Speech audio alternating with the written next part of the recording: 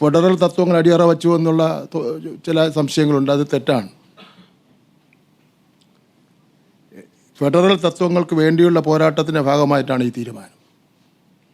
ഡൽഹിയിൽ ചേർന്ന NCERTയുടെ general body യോഗത്തിൽ 20 സംസ്ഥാനങ്ങളിലെ മന്ത്രിമാരുണ്ടായിരുന്നു, വിദ്യാഭ്യാസ മന്ത്രിമാർ. കേന്ദ്രത്തിൻ്റെ തെറ്റായ നയങ്ങൾക്കെതിരെ സംസാരിച്ചത് കേരളത്തിൻ്റെ വിദ്യാഭ്യാസ മന്ത്രി മാത്രമാണ്. സർക്കാർ സ്ഥാപനങ്ങളെയും പൊതുയിടങ്ങളെയും വർഗീയവൽക്കരിക്കാനുള്ള രാജ്ഭവൻ്റെ നീക്കത്തെ നേരിട്ട് എതിർക്കുകയും ചടങ്ങ് ബഹിഷ്കരിക്കുകയും ചെയ്ത ചരിത്രം, ഒരു പാരമ്പര്യമാണ് കേരളത്തിന് ഉള്ളത്. കേന്ദ്ര സംസ്ഥാന ബന്ധങ്ങളെക്കുറിച്ചും ഗവർണറുടെ അധികാരങ്ങളെക്കുറിച്ചും നമ്മുടെ പാഠപുസ്തകങ്ങൾ ഉൾപ്പെടുത്തി പ്രഖ്യാപനം മാത്രമല്ല ഭരണഘടനാ മൂല്യങ്ങൾ ഉയർത്തിപ്പിടിക്കുവാൻ ധൈര്യം കാണിച്ച സംസ്ഥാനമാണ് നമ്മുടേത്. പണ്ട് തടഞ്ഞു വച്ച് സംസ്ഥാനങ്ങളെ ശ്വാസം മുട്ടിക്കുന്നത് കേന്ദ്രമാണ്. ആ സാമ്പത്തിക ഉപരോധത്തെ അതിജീവിച്ച് നമ്മുടെ അവകാശങ്ങൾ നേടിയെടുക്കുകയാണ് നാം ചെയ്യുന്നത്. സ്കൂൾ കോംപ്ലക്സുകളുടെ പേരിൽ ചെറിയ സ്കൂളുകളെല്ലാം പൂട്ടുമെന്ന് പറഞ്ഞൊരു പ്രചരണം നടക്കുന്നു. അതൊന്നും NEP-ൽ ഞാൻ നോക്കിയാൽ കാണുന്നില്ല. യഥാർത്ഥത്തിൽ കേരളത്തിൽ ഒരു സ്കൂൾ പോലും അടച്ചുപൂട്ടില്ല. പൂട്ടിയ സ്കൂളുകൾ തുറന്ന പാരമ്പര്യമേ കഴിഞ്ഞ 9 വർഷക്കാലമായി ഇടതുപക്ഷ ജനാധിപത്യ മുന്നണിക്കുള്ളത്. ഇപ്പോഴും പാലക്കാട് ജില്ലയിൽ ഒരു സ്കൂൾ അടയ്ക്കാൻ വേണ്ടി വന്നു.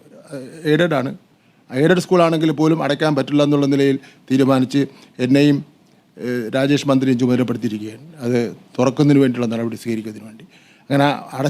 അങ്ങനെ ലയിപ്പിക്കുന്ന ഒരു സ്ഥിതിയെ നമ്മുടെ മുന്നിൽ അജണ്ടയില്ല. UDF സർക്കാർ അടച്ചുപൂട്ടാൻ തീരുമാനിച്ച സ്കൂളുകൾ ഏറ്റെടുത്ത് സംരക്ഷിക്കുകയും അതിൻ്റെ ഫലമായി പൊതുവിദ്യാഭ്യാസ സംരക്ഷണ യജ്ഞത്തിലൂടെ 9 വർഷം കൊണ്ട് 11 ലക്ഷം പുതിയ കുട്ടികളെ പൊതുവിദ്യാലയങ്ങളിലേക്ക് തിരികെ പ്രവേശിപ്പിച്ച പാരമ്പര്യമാണ് കേരളത്തിലെ ഇടതുപക്ഷ സർക്കാരിനുള്ളത്. സ്കൂളുകൾ പൂട്ടാനുള്ളതല്ല, നിലവിലുള്ളവയെ മികവിൻ്റെ കേന്ദ്രങ്ങളാക്കാനാണ് ഈ സർക്കാർ പണം വിനിയോഗിച്ചിട്ടുള്ളത്. പ്രധാനമന്ത്രിയുടെ പേരിൽ പദ്ധതി നടപ്പിലാക്കുന്നു. ഈ കേന്ദ്രാവിഷ്കൃത പദ്ധതികളുടെ പൊതുവായ രീതി മാത്രമാണിത്. തിരഞ്ഞെടുക്കപ്പെടുന്ന സ്കൂളുകളുടെ പേരിൽ മുൻപിൽ PM-ശ്രീ എന്ന് ചേർക്കണമെന്നാണ് വ്യവസ്ഥ. അല്ലാതെ പ്രധാനമന്ത്രിയുടെ പേരോ ചിത്രമോ വയ്ക്കണമെന്നില്ല. അത് ഒരു എഗ്രിമെൻറ്റിലും പറഞ്ഞു. എഗ്രിമെൻ്റ് കോപ്പി എൻ്റെ ഉണ്ട്, ഇന്നലെ ഒപ്പുവെച്ചതിൻ്റെ കോപ്പിയുണ്ട്. അത് നിങ്ങൾക്ക് കാണാൻ വേണ്ടി തരാം, അല്ലെങ്കിൽ അതിവിടെ വായിക്കാം.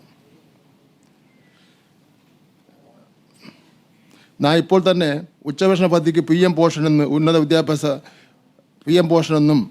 വിദ്യാഭ്യാസ പദ്ധതിക്ക് PM ഉഷ എന്നും പറയുന്നുണ്ട്.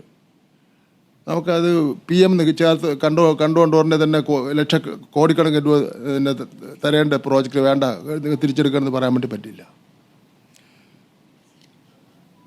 ആകെ 82 കേന്ദ്ര പദ്ധതികൾ 17 എണ്ണം PM എന്ന് തുടങ്ങുന്നവയാണ്. വിദ്യാഭ്യാസ വകുപ്പിൽ തന്നെ 6 എണ്ണം ഉണ്ട്. ഇത് വെറും ഒരു സാങ്കേതികം മാത്രമാണ്.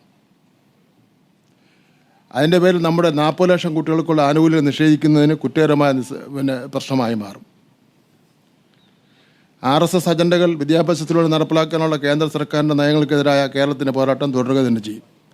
എന്നാൽ സംസ്ഥാനം അതികഠിനമായ സാമ്പത്തിക പ്രതിസന്ധി നേരിടുമ്പോൾ നമുക്ക് അവകാശപ്പെട്ട 1400 കോടിയിലധികം രൂപ വേണ്ടെന്ന് വെച്ച് നമ്മുടെ കുട്ടികളെ പ്രതിസന്ധിയിലാക്കുവാൻ ഈ സർക്കാർ സാധ്യമല്ല.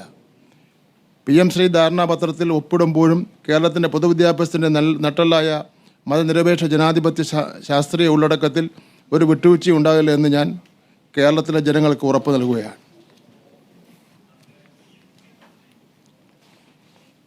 ഇവിടെ PM-ശ്രീ പ്രോജക്റ്റിൻ്റെ ഒരു നടപടി ആരംഭിച്ചിട്ടില്ല. PM-ശ്രീ പദ്ധതിക്ക് കേരളത്തിന് ഫണ്ടും വേണ്ട, കിട്ടിയാലോട്ട് വാങ്ങാതിരിക്കുകയില്ല. കാരണം PM-ശ്രീ പ്രോജക്റ്റിൽ പറയുന്നതിനേക്കാൾ എത്രയോ ദൂരെയാണ് നമ്മുടെ സ്കൂളുകളും നമ്മുടെ വിദ്യാഭ്യാസ സ്ഥാപനങ്ങളെന്ന് പറയുന്നത്.